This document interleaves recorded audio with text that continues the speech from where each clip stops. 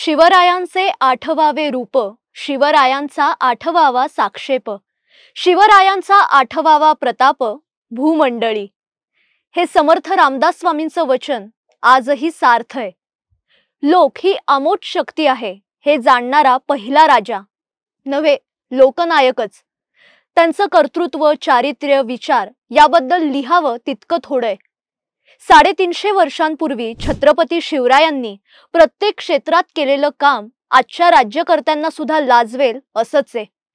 शिवरायांच्या काळातील लष्कर, न्यायव्यवस्था, अर्थव्यवस्था, शेती, पर्यावरण, उद्योग, जलव्यवस्थापन, राजनीती यासारख्या क्षेत्रातील कामं हे आजही आदर्शवत आहेत।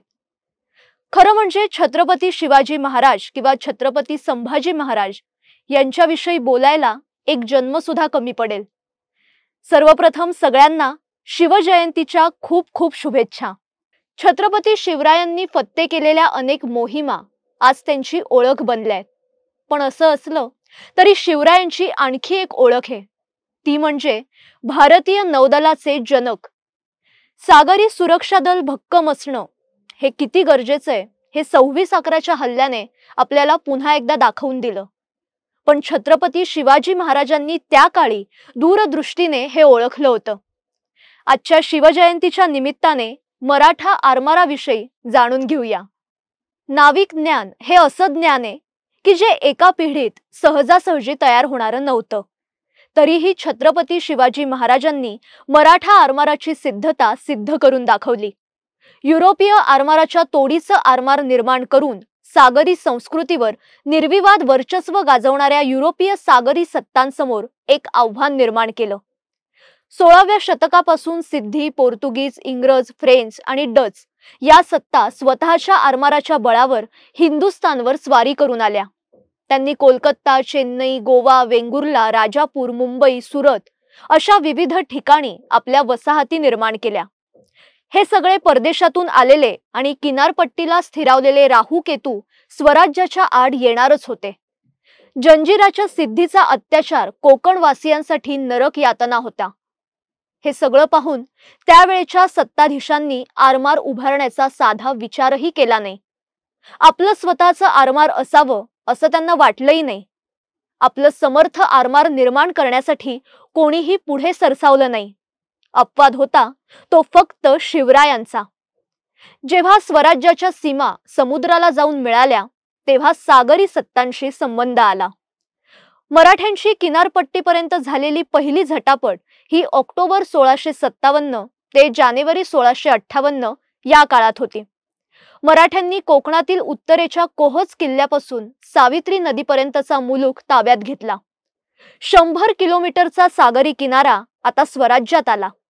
या मुलखाचं रक्षण करायचं, किनारपट्टी राखायची तर सिद्धीशी झुंज द्यावी लागणार। भूमीवर शत्रूशी आपले लोक लढाया करतीलही, पण समुद्रातून येणारी रसद तोडायची असेल, सिद्धीचे छापे मोडीत काढताना समुद्रातील लढाया जिंकायच्या तर स्वतःचं आरमार हवं। हे शिवरायांच्या चाणाक्ष बुद्धीने हेरलं आणि लवकरच त्यांनी कल्याण, भिवंडी, पेण इथे युद्धनौका बांधायला सुरुवात केली। कल्याणच्या दुर्गाडी किल्ल्याच्या पायथ्याशी असलेल्या खाडीत 24 ऑक्टोबर 1657 म्हणजे तो दिवाळीचा काळ होता, त्यावेळी स्वराज्याच्या आरमाराचा श्री गणेशा झाला। युद्धनौकांच्या तंत्रज्ञानाबद्दल त्यावेळी भारतीयांना विशेष माहिती पण नव्हती, म्हणून आरमार निर्मितीसाठी शिवरायांना पोर्तुगीजांची मदत घेणं हे भाग होतं। सुरुवातीला पोर्तुगीजांशी मराठ्यांचे खटके पण उडाले, पण मुघलांशी लढायचं तर पोर्तुगीजांबरोबर सलगी करणं भाग होतं। फेब्रुवारी 1670 मध्ये शिवरायांनी पोर्तुगीजांशी त्यांचा प्रतिनिधी विठ्ठल पंडित याच्यामार्फत तह केला। पोर्तुगीजांनी सिद्धीला मराठ्यांविरुद्ध कोणतीही मदत करू नये, छोट्या नौकांना पोर्तुगीजांचा परवाना न लागता त्यांचा समुद्र संचार मुक्त व्हावा, या 2 अटी त्या तहात होत्या। पोर्तुगीजांबरोबरच्या तहामुळे जंजिराच्या सिद्धीला त्यांची मराठ्यांविरुद्ध उघड मदत मिळणं अशक्य झालं। गुपचूप जी काही मदत होईल ती मात्र पोर्तुगीजांनी गुप्तपणे चालू ठेवली। 1671 मध्ये मराठ्यांनी सिद्धीवर सर्व बाजूंनी हल्ला करून त्याच्या अगदी नाकीनऊ आणले। जंजिरा स्वराज्यात यावा यासाठी मराठ्यांनी वेळोवेळी प्रयत्न केले, पण या जलदुर्गाची अभेद्य बांधणी आणि सागरावरील दुर्गमतेमुळे ते शक्य झालं नाही। पुढे शिवरायांनी सिंधुदुर्ग, खांदेरी यासारखे किल्ले उभे केले। विजयदुर्ग, सुवर्णदुर्ग यासारखे बळकट किल्ले कोकणच्या किनाऱ्यावर उभे करून अशा बळकट किल्ल्यांची एक माळ निर्माण केली। यापूर्वी कोणत्याही राजाने जलदुर्ग उभारण्याचा साधा विचारही केला नव्हता। कान्होजी आंग्रे हे मराठा आरमाराचे पहिले सेनाप्रमुख झाले। छत्रपती शिवाजी महाराजांच्या दूरदृष्टीमुळे समुद्री सीमांचं संरक्षण होऊन बळकटी आली। पुढे मराठा साम्राज्याचा मोठा विस्तार झाला। मराठा सैन्याचा एक भाग म्हणून मजबूत आरमाराकडे सुद्धा पाहिलं जाऊ लागलं। छत्रपती शिवाजी महाराजांच्या नौदलाचा उल्लेख आजही गौरवाने केला जातो।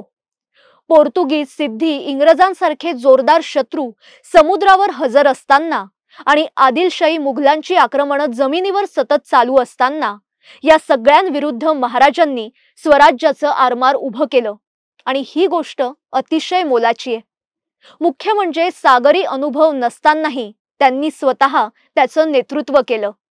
त्यांच्या या पराक्रमी आरमाराविषयी आणि दुर्गांविषयी एका कवीने 4 ओळीत त्याचं वर्णन केलंय। देशी भार्गव क्षेत्र सागर तीरी, नाना स्थळे योजुनी, बांधी दुर्ग अनेक डोंगर शिरी, बेटे बळे पाहुनी, जहाजे आरमार जलधी, दुष्टांसी शिक्षा करी, 12 मावळ देश पर्वत दरी, बांधोनी किल्ले गिरी। जाणता राजा असलेल्या छत्रपती शिवाजी महाराजांना मानाचा मुजरा।